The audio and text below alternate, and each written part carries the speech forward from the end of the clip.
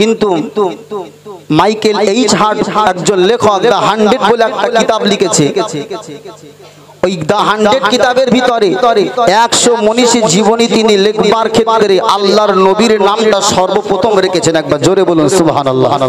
সে একজন খ্রিস্টান, মুসলিম নয়, তারপরে তার লিখিত কিতাবের ভিতরে সর্বপ্রথম যে মনীষীর নামটা জায়গা পেয়েছে, স্থান পেয়েছে, তিনি হচ্ছেন আমার আপনার নবী। একবার জোরে বলবেন না সুবহানাল্লাহ।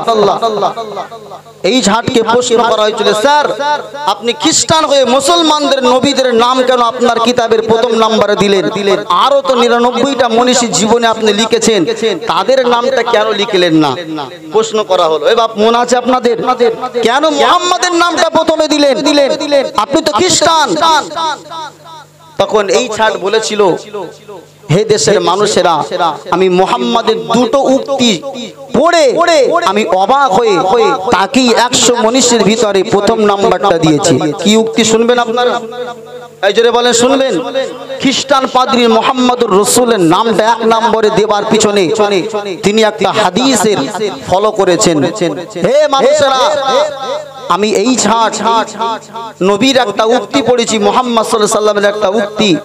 1500 বছর আগে আমার নবী বলেছেন, হে আমার সাহাবারা, তোমাদের কোনো খাদ্যের পাত্রের ভিতরে যদি কুকুর মুখ লাগিয়ে দেয়, সেটাকে তোমরা 7 বার মাটি দিয়ে ধুয়ে ফেলবে। জোরে হবে না? আমার নবী দেখেন কত বড় গবেষক। যখন কম্পিউটার, ইউটিউব, ইন্টারনেট কিছু আবিষ্কার হয়নি, কোনো ল্যাব আবিষ্কার হয়নি, আল্লাহর নবী এই তথ্য মানুষকে জানিয়ে দিয়ে গেছেন। জোরে বলুন না সুবহানাল্লাহ। মাইকেল এইচার্ড দেশের মানুষকে ডেকে বলেছিল, হে আমার দেশের মানুষেরা, এলাকার মানুষেরা, আমি এইচার্ড আমার কিতাবে প্রথম নম্বরে কেন মুহাম্মাদের নামটা লিখেছি জানো?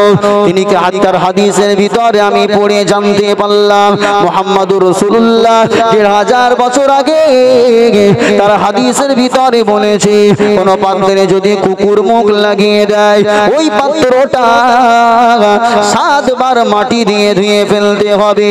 কিন্তু আমরা সকলে জানি, আমাদের কোনো নাপাক জিনিস যদি, কোনো আমাদের পোশাক যদি নাপাক হয়ে যায়, ইসলাম শরিয়াতের বিধান অনুযায়ী 3 বার ধুয়ে ফেললে সেটা পবিত্র হয়। কিন্তু মুহাম্মদুর রাসূলুল্লাহ নবী আমার 7 বার কেন কুকুরের মুখ লাগানো পাত্র ধুতে বলল? মাইকেল এইচার্ড বলল, আমি একটা পাত্রে কুকুরকে মুখ লাগাতে দিলাম। কুকুর এঁটো করার পরে ওই পাত্রটা আমি 1 বার পানি দিয়ে ধুয়ে ফেললাম, 2 বার ধুইলাম, 3 বার ধুয়ে ফেললাম, 4-5 বার ধোয়ার পরে আমি যখন ল্যাবে দিয়ে পরীক্ষা করলাম, আমি মাইকেল এইচার্ড দেখতে পেলাম 4-5 বার ধোয়ার পরে কুকুরের লালা পাত্রে লেগে আছে। জোরে বলুন সুবহানাল্লাহ। এ নওজওয়ানেরা, এ রাসূলের আশিকেরা, মাইকেল এইচার্ড বলল, আমি যখন 7 বার ধুয়ে ফেললাম, 7 বার ধোয়ার পরে আমি লক্ষ্য করে দেখতে পেলাম পাত্র থেকে সমস্ত জীবাণু নির্মূল হয়ে গেছে। সুবহানাল্লাহ। বাড়িতে গিয়ে বলবেন, জোরে বলতে পারলেন না সুবহানাল্লাহ? আমার নবী কত বড় গবেষক, 1500 বছর আগে যে তথ্য দিয়েছেন, আজকে বিজ্ঞানীরা এই সমস্ত হাদিসগুলো গবেষণা করে, রিসার্চ করে আজকে বিভিন্ন জিনিস তারা আবিষ্কার করছে।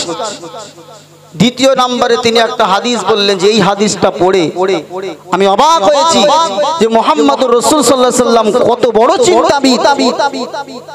মাইকেল এইচার্ড আবার একটা হাদিস বললেন, হে আমার ভক্তবৃন্দরা, আমি মুহাম্মদুর রাসূলুল্লাহর স্থানটা আমার কিতাবের ভিতরে 1 নম্বরে কেন দিয়েছি জানো? মুহাম্মদুর রাসূলুল্লাহ 1500 বছর আগে হাদিসের ভিতরে লিখেছে, কোন খাদ্যের ভিতরে যদি কোনো মাছি বসে যায়, আল্লাহর নবী বললেন ওই মাছিটাকে সম্পূর্ণ খাদ্যের ভিতরে তোমরা ডুবিয়ে দেবে। কেননা আজকে বিজ্ঞানীরা গবেষণা করেছে, যারা চিন্তাবিদ তারা গবেষণা করেছে, মাছির একটা ডানাতে আল্লাহ পাক ভাইরাস দিয়েছে, জীবাণু দিয়েছে, আমার অপর ডানাতে আমার আল্লাহ পাক ওই জীবাণু বিনষ্টকারী অ্যান্টিভাইরাস আল্লাহ মাছির অপর ডানাতে দিয়েছে। হে আমার ভক্তবৃন্দরা, মুহাম্মদুর রাসূলুল্লাহ এখান থেকে 1500 বছর আগে আগে তথ্যটা দিয়েছে যে মাছির একটা ডানাতে ভাইরাস আছে আর অপর ডানাতে আমার আল্লাহ পাক ওই মাছির অ্যান্টিভাইরাস দিয়েছে। এ আমার বক্তব্য নিদানেরা, এই তথ্যটা পড়ে আমি মাইকেল এই চাট অবাক হয়েছিলাম যে মুহাম্মদুর রাসূলুল্লাহ এখান থেকে ১,৫০০ বছর আগে এত সুন্দর তথ্য কিভাবে জানতে পারলো। এই জন্য আমি আরো ৯৯ জনের জীবনটা পড়েছি, জীবনী পড়েছি। কারোর বিষয়ে এত সুন্দর তথ্য আমি না পাওয়ার কারণে আমি খ্রিস্টান হওয়ার পরেও মুসলমানদের নবী মুহাম্মদুর রাসূলুল্লাহ সাল্লাল্লাহু আলাইহি ওয়াসাল্লামের নামটা আমি মাইকেল এই 100 কিতাবের ১ নম্বরে মুহাম্মদুর রাসূলের নামটা লিপিবদ্ধ করেছি। তো জোরে বলে সুবহান। নবী সম্পর্কে যারা আঙুল তোলে তাদেরকে জানতে হবে আল্লাহর নবী শুধু পৃথিবীতে মানুষকে নামাজ আর রোজা আর হজ আর টুপি আর দাড়ি শিক্ষা দেওয়ার জন্য আসেনি। আল্লাহর নবীকে तमाम পৃথিবীর মানুষের জন্য শিক্ষক হিসাবে আমার আল্লাহ পাঠিয়েছিলেন। জোরে বলুন না সুবহানাল্লাহ। সংসার কিভাবে করবেন, ব্যবসা কিভাবে করবেন, রাষ্ট্র কিভাবে পরিচালনা করবেন, পোশাক আশাক কি পরবেন, খাদ্য কতটা গ্রহণ করবেন, এই সমস্ত যাবতীয় সর্বদিক থেকে আমার আপনার নবী উম্মতি মুহাম্মদকে অবগত করিয়ে গিয়েছেন। জোরে বলবেন না সুবহানাল্লাহ। নবীর জীবন চরিত্র, নবীর চরিত্র নিয়ে যারা আঙুল তোলে মনে রাখতে হবে অবশ্যই তারা আল্লাহ বিশ্বাসী নয় আর আখিরাতে বিশ্বাসী নয়।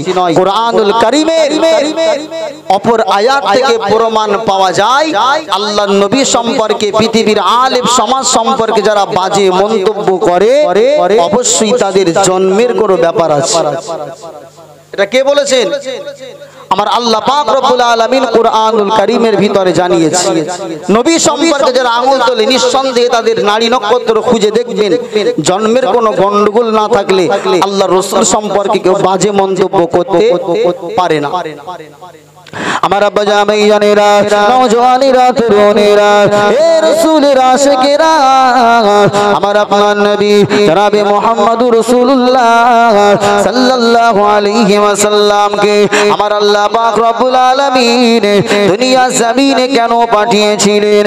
আমার আল্লাহ পাক যুগ সংস্কারক হিসাবে মানুষকে জাহান্নামের রাস্তা থেকে দূরে সরিয়ে জান্নাতের রাস্তা দেখাবার জন্য মানুষকে দুর্নীতি মুক্ত সমাজ উপহার দেওয়ার জন্য, মানুষকে নারীর অধিকার বুঝিয়ে দেওয়ার জন্য, মানুষকে সন্তানের অধিকার বুঝিয়ে দেওয়ার জন্য আমার আপনার নবীকে আল্লাহ পাক দুনিয়ার জমিনে নেতা হিসাবে পাঠিয়েছিলেন।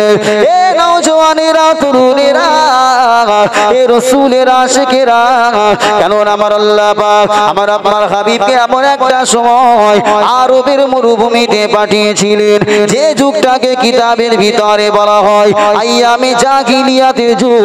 অন্ধকারাচ্ছন্ন ঘোর অন্ধকার অমানিসার কৃষ্ণ নিকাবে আচ্ছাদিত ছিল।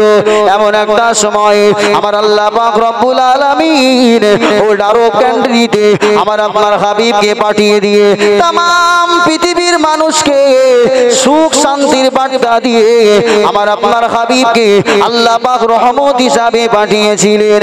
যে যুগের মানুষেরা নিজেদের সন্তানগুলোকে জীবন্ত কবর দিতেও পিছু পা হতো না, বিধবা নারীর কোনো সম্মান ছিল না, মেয়েদের কোনো সন্তান সম্মান ছিল না।